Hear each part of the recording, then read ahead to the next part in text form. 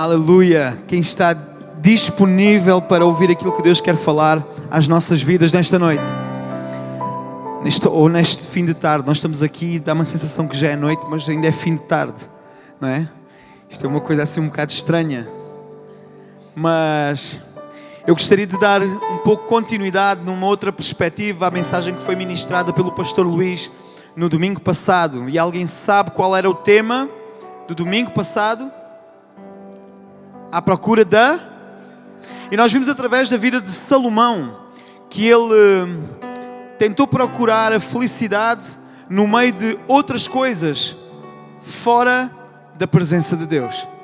E nós vimos que ele tentou procurar felicidade no meio dos bens, dos prazeres carnais ou da sua própria sabedoria. E ele não encontrava essa felicidade, ele sentia-se incompleto. Porquê? Porque essa felicidade ela era procurada, ela era perseguida, ela era buscada fora daquilo que Deus tinha para ele.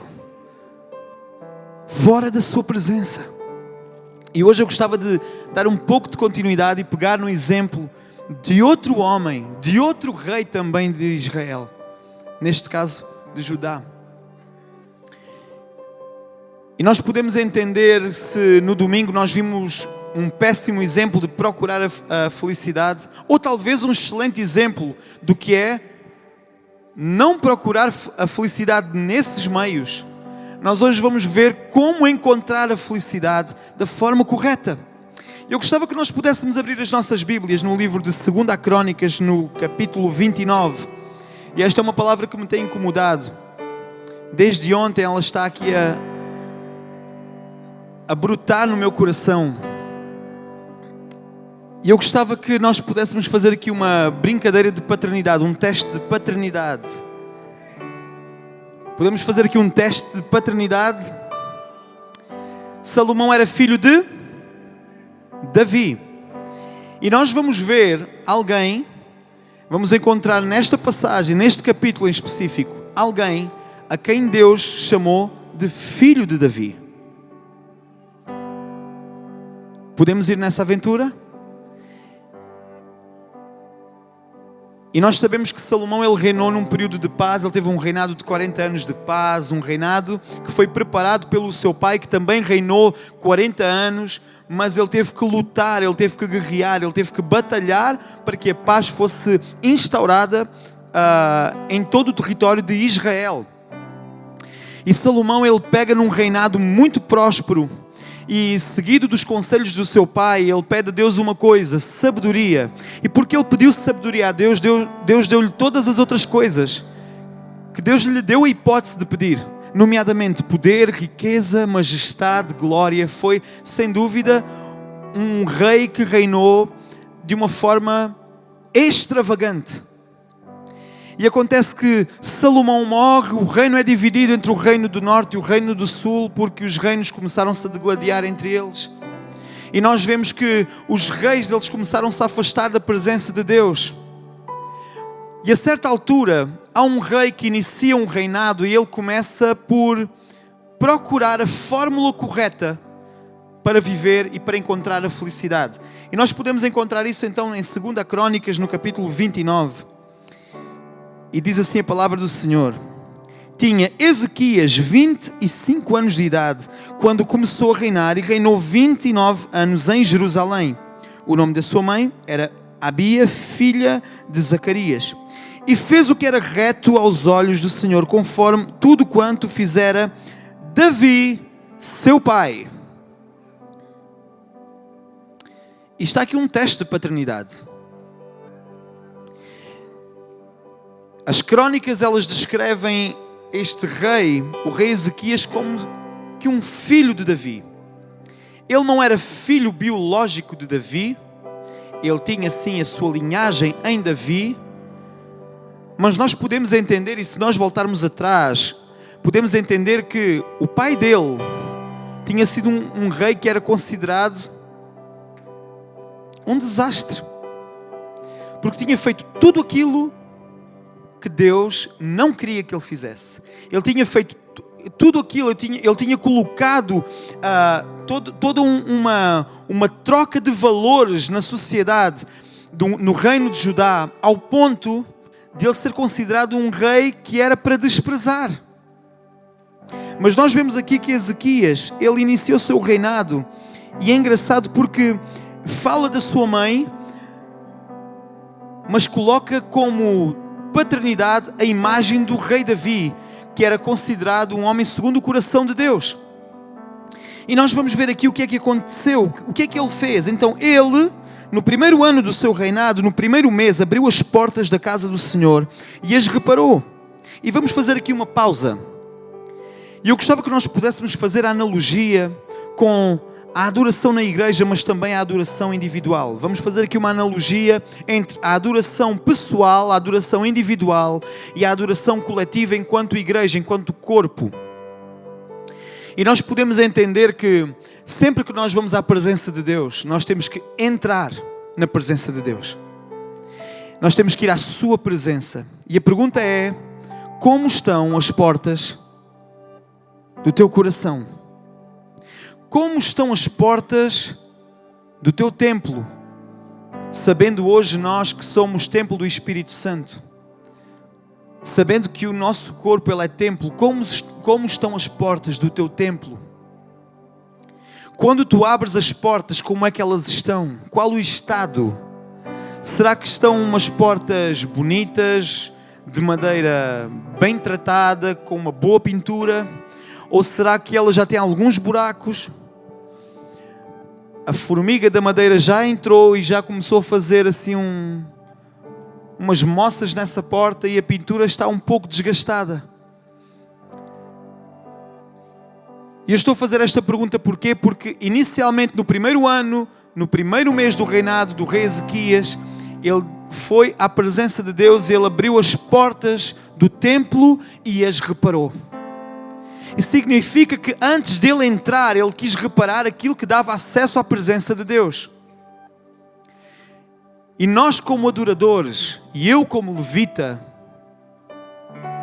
nós temos a responsabilidade de, quando entramos na presença do Senhor, nós temos responsabilidade de ver se as portas do nosso coração, se as portas do templo, elas têm sido submetidas a manutenções. Porque é normal nós habituarmos a certas rotinas. E aquilo que é rotina começa a ser hábito. E aquilo que é hábito passa a ser igual àquilo que foi ontem e será igual àquilo que irá ser amanhã. Mas quando nós começamos a fazer manutenção, nós olhamos para trás e dizemos: esta porta não está em condições. Então eu, antes de entrar, eu vou fazer uma reparação na porta, para que quando eu entre ou depois que eu saia, estas portas possam guardar aquilo que vai estar cá dentro. Então vemos aqui que o rei Ezequias, ele decidiu fazer uma manutenção às portas do templo. E eu quero agora fazer uma analogia então às portas do nosso coração. Como estão as portas do nosso coração? Será que elas estão a precisar de reparação? E atenção, porque reparar não é errado. E os homens casados sabem que quando a esposa pede para reparar alguma coisa, significa que nós temos mesmo que fazer aquilo. Porque elas vão começar a chatear. Então, e a lâmpada, quando é que vai ser mudada? Não é? Então, aquele buraco que tu disseste que ias tapar lá na parede. Então, e começa a haver uma cobrança, não é? Na verdade, não é? Quando as esposas nos dizem que temos que arranjar alguma coisa, nós dizemos que vamos arranjar. Nós só não dissemos quando. O quando é que nós não dizemos, mas nós propusemos a arranjar. Eu estou aqui a brincar, mas agora vou falar um bocadinho a sério. Mas quando é que tu estás disposto a arranjar uma coisa que tu sabes que tens que arranjar? Porque isso pertence à adoração ao teu Deus. E às vezes nós somos negligentes. Mas vemos aqui que o rei Ezequias, ele decidiu em primeiro lugar arranjar, consertar as portas do templo. E trouxe, versículo 4, e trouxe os sacerdotes e os levitas e ajuntou-os na praça oriental e lhes disse: ouvi-me, ó levitas, santificai-vos agora e santificai a casa do Senhor Deus dos vossos pais e tirai do santuário a imundícia. Noutras versões, o lixo. Noutras versões, aquilo que não tem que estar aqui. E sabem que imundícia é essa? Tudo aquilo que o seu pai tinha colocado lá dentro. Todo o lixo que o seu pai tinha permitido que entrasse no templo do Senhor. Vamos fazer então uma analogia. Se nós queremos encontrar a felicidade, nós temos que achegar-nos à presença de Deus. E para isso nós temos que começar por consertar as portas do nosso coração. Mas depois de nós consertarmos as portas e de nós entrarmos, nós temos que entrar e tirar o lixo. E tirar a imundícia. Tirar aquilo que não presta, tirar aquilo que faz cheirar mal, tirar aquilo que desagrada o coração de Deus. Porque a presença de Deus, ela entra num espaço limpo e Deus não vai dividir o seu espaço com mais ninguém, nem com mais nada. Então é tempo de nós entendermos, agora, e reparem, ele chama os levitas e chama os sacerdotes, mas a todos ele engloba no mesmo saco: santificai-vos, levitas. E isso remete-nos para santificai-vos, adoradores. Santificai-vos, filhos. Santificai-vos, vocês que me amam. Santifiquem-se, consagrem-se, entreguem-se totalmente a mim, limpem-se, preparem-se para entrar na minha presença, porque só assim vocês vão conseguir encontrar a felicidade. E quando se santificarem, porque vocês vão estar limpos, vocês não vão se querer misturar com o lixo que entrou no templo. Tu não vais te querer misturar com aquilo que tu vês na internet. Tu não te vais querer misturar com vícios que tu começaste a ter. Tu não te vais querer misturar com o cheiro de tabaco, com o sabor de bebidas alcoólicas. Tu não te vais querer misturar. Tu não te vais querer misturar com prazeres momentâneos que te fazem perder o prazer perpétuo e contínuo. Então Deus manda-nos, em primeiro lugar, nós santificarmos-nos e depois nós limparmos a sala. Como está a tua sala? Já levantaste o tapete hoje? Sacudiste o tapete? Às vezes nós limpamos a sala e não sacudimos os tapetes. Até deixamos lá o tapete na posição e aspiramos à volta. Já aconteceu? A mim já. Eu tinha tanta pressa que eu posicionei o tapete e aspirei toda a volta.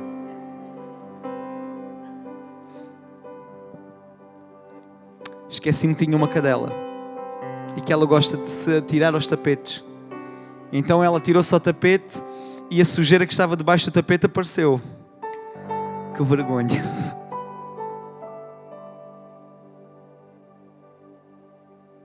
E às vezes há coisas que vêm à nossa vida que nos levantam o tapete e revelam a sujeira que lá está. Então, primeiro, nós temos que consertar as portas. Temos que consertar as portas. Segundo, aceitar o chamado e nos santificar. E depois nós temos que fazer o quê? Limpeza. Ora, vamos lá pôr as luvas, preparar os sacos de lixo, porque é hoje que metade da casa vai desaparecer. Tirar os bibelozinhos, as coisinhas, tudo o que está lá a mais, tudo o que acumula pó. Minha casa, eu gosto muito de uma casa minimalista. Não tem quase nada. Sabem porquê? porque eu assim, eu sei que não vou acumular. E antes de casar com a Antónia, a minha casa era uma casa museu. Não mexe. Limpa tudo no sítio e não mexe. Eu tinha assim, alguém punha assim e eu vinha por trás e fazia assim. É assim. Agora está uma casa minimalista, já não é museu, já dá para mexer, mas pouca coisa. Então nós temos que ter em atenção aquilo que nós queremos manter na nossa casa, no nosso templo. Versículo 7. Também fecharam, versículo 6. Porque os nossos pais transgrediram e fizeram o que era mau aos olhos do Senhor nosso Deus. Eles o deixaram e desviaram os seus rostos do tabernáculo do Senhor, lhe dando as costas. Também fecharam as portas do alpendre, apagaram as lâmpadas e não queimaram incenso nem ofereceram holocaustos no santuário ao Deus de Israel. Por isso veio grande ira do Senhor sobre Judá e Jerusalém, trazendo-lhe perturbação, assolação e escárnio, como vós o estáis vendo com os vossos olhos. Porque eis que os nossos pais caíram à espada, e nossos filhos, nossas filhas e nossas mulheres, por isso estiveram em cativeiro. Agora, me tendo vindo ao coração que façamos uma aliança com o Senhor, Deus de Israel, para que se desvie de nós o ardor da sua ira. Agora, filhos meus, não sejais negligentes, pois o Senhor vos tem escolhido para estardes diante dele, para o servirdes e para serdes seus ministros e queimadores de incenso. Uau! Nós temos aqui uma perspectiva daquilo que aconteceu. Do que é que o rei Ezequias ele se queria distanciar? De tudo quanto aquilo que era o seu passado tinha estabelecido. E nós agora podemos entender o porquê que há uma analogia com a paternidade associada ao rei Davi. Porque os seus antepassados, o seu pai, tinha feito tudo aquilo que era contrário à vontade de Deus. E aqui diz que eles sujaram o templo, eles apagaram as lâmpadas e eles deixaram de queimar incenso, eles deixaram de adorar. E eles sujaram, eles denegriram o templo do Senhor. E mais, por causa disso, Deus encheu-se de ira. E esse foi o motivo pelo qual o povo esteve em cativeiro. Mas agora estava a descer ao seu coração a intenção de estabelecer uma aliança com Deus. E a pergunta é: estás disposto a que nesta noite possa descer ao teu coração a intenção de estabelecer uma aliança com o Senhor? Porque é muito fácil nós cairmos na rotina. É muito fácil. Hoje eu não vou. Eu depois vou para a semana. Hoje eu não faço o devocional. Eu depois amanhã faço. E hoje eu não oro. Amanhã depois eu vou orar. Só que amanhã virão outras coisas. E começarão a mexer com a nossa rotina, com a nossa estrutura. E começam-nos a tirar o hábito daquilo que deveria ser algo constante. É engraçado porque aqui não diz, ou não usa essa expressão, mas eles negligenciaram a presença de Deus. Os antepassados do rei Ezequias, eles negligenciaram a presença de Deus. E nesta noite, há um convite feito pelo Pai. Volta a consertar as portas. Faz uma limpeza. Santifica-te. E apresenta-te diante de mim. Sabem que a consequência de procurar a felicidade noutros sítios que não aqueles em que devemos procurar? Aqui diz que o povo encontrou-se numa situação de assolação e de escárnio. Sabe o que é escarnecer? Existe até uma expressão numa área da literatura portuguesa que eram canções que eram escritas e que eram cantadas, e elas chamavam-se canções de escárnio e maldizer. É dizer mal, é ser chacota, é servir de vergonha, é ser troçado, enxovalhado, arrastado em asta pública, com a fama bem lá no chão. E eles eram motivo de escárnio perante o Senhor. E sabem, quando nós nos afastamos da presença de Deus, quando nós deixamos que certas coisas entrem no lugar onde é Deus que tem que habitar, nós começamos a ser motivo de escárnio. Não só nós, mas o nosso Deus, Ele é escarnecido. Porque nós envergonhamos o Evangelho.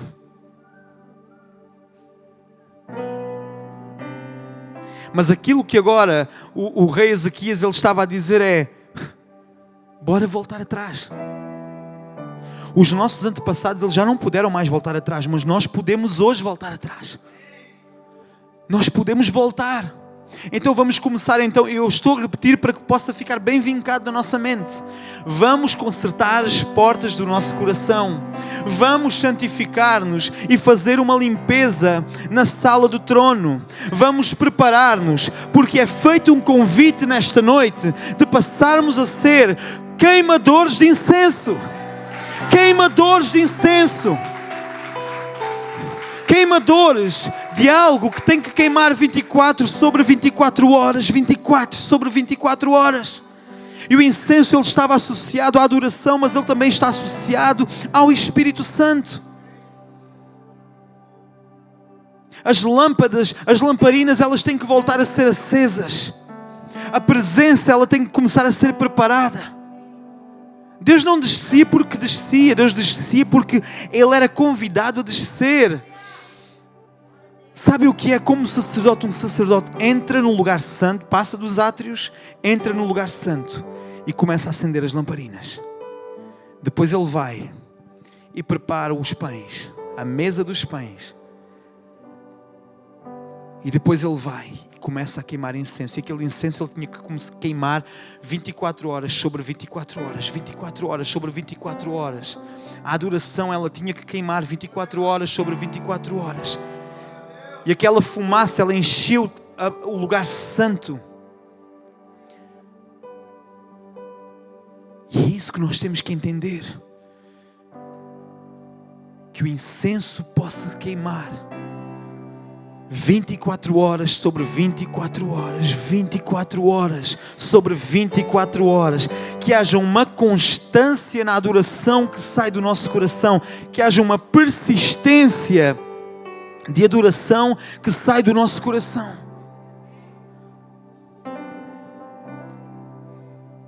Então nós temos que entender que somos convidados a ser queimadores de incenso. Que tipo de incenso nós queremos queimar? Que tipo de cheiro nós queremos deixar presente no altar do Senhor?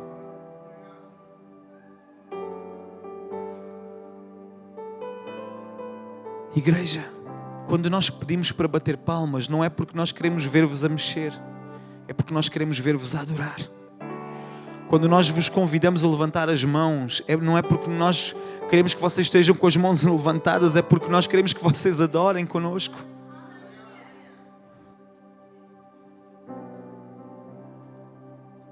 Porque nem tínhamos que fazer esse tipo de convite. Tinha que ser algo automático.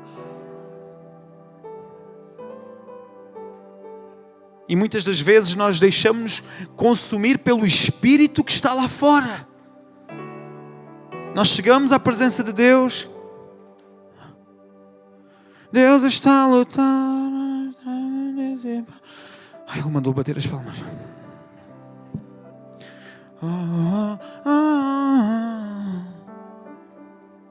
Perdoem-me. Mas muitas das vezes é aquilo que nós vemos aqui de cima. E os levitas transpiram para puxar pelo povo, e o povo esquece de adorar. Ai, mas eu estou cansado. Irmão, eu também trabalhei. Ai, mas tu não sabes aquilo que eu passei hoje no dia. Tu também não sabes aquilo que eu passei. Mas quando nós entramos aqui, o nosso ânimo ele tem que ser avivado pelo Espírito Santo. Eu não posso deixar que o espírito do mundo governe aquilo que tem que ser o Espírito de Deus a governar.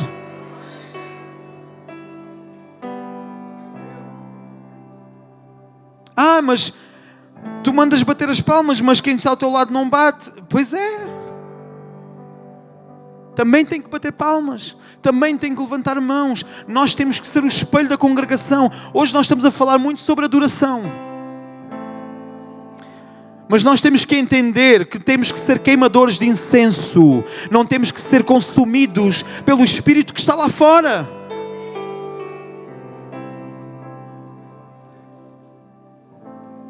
Eu não sei se vocês têm noção daquilo que opera. Cada cidade, cada localidade tem um principado, tem uma potestade que opera. E estamos a falar agora do mundo espiritual. Cada cidade, aliás, a nação tem um principado e existe uma potestade que opera sobre cada cidade. E a potestade que está sobre Portugal, o principado que está sobre Portugal é um principado de idolatria. Eu não sei se vocês sabem, mas em tempos os reis, eles eram pintados com a coroa na cabeça e o poder estava sobre a sua cabeça e o poder era instituído por Deus e eles consagravam o reino a Deus. Mas a certa altura os reis começaram a tirar as suas coroas e começaram a ser pintados com a coroa fora da cabeça e fora das suas mãos. E sabem mais ou menos como é que é uma pintura dessas? Podem procurar na internet. Está o rei em pose, sim, estão a ver? Com a mão em cima geralmente de uma cadeira e ao lado está a coroa aos pés de Maria. O reino era consagrado, era entregue aos pés de Maria. Há um principado de idolatria instituído nesta nação. Mas depois em cada localidade, em cada cidade, há uma potestade que tenta operar. E em cada bairro, em cada área da cidade, existem demónios que operam com determinados espíritos. E eu lembro-me que quando nós estávamos na igreja, perto do hospital, havia muito aquela coisa da pobreza envergonhada. As pessoas mantinham a sua pose. As pessoas mantinham a sua postura. Não queriam falar daquilo que passavam. Queriam parecer perfeitos, mas a vida deles estava um caos. Mas depois nós fomos para a zona ali do Viso.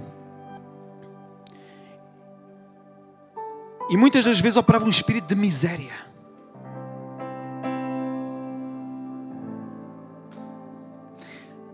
E nós agora mudamos para aqui. E parece que a igreja mudou. É uma igreja nova. Já não é miserável. Desculpem o termo que eu estou a usar. Não estou a dizer que vocês são miseráveis. Mas que vocês já não se deixam a atuar por um espírito de miséria. E não que vocês estejam a ser manipulados por um espírito, mas muitas das vezes deixamos que esse espírito entre em nós. Mas agora muito se vê um espírito de inércia sobre a igreja. Sabe o que é inércia? É eu saber aquilo que tenho que fazer e eu não consigo.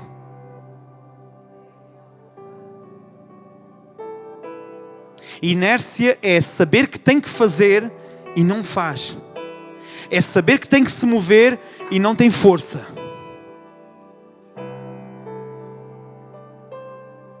E hoje eu gostava que nós nos pudéssemos levantar como autoridade e pudéssemos entender que não nos podemos deixar subjugar por um espírito de inércia, mas que nós temos que estar sujeitos ao Espírito de Deus vivo e verdadeiro, que temos que ser sujeitos à presença do Espírito Santo, que temos que estar sujeitos à presença do grande Eu Sou em nós.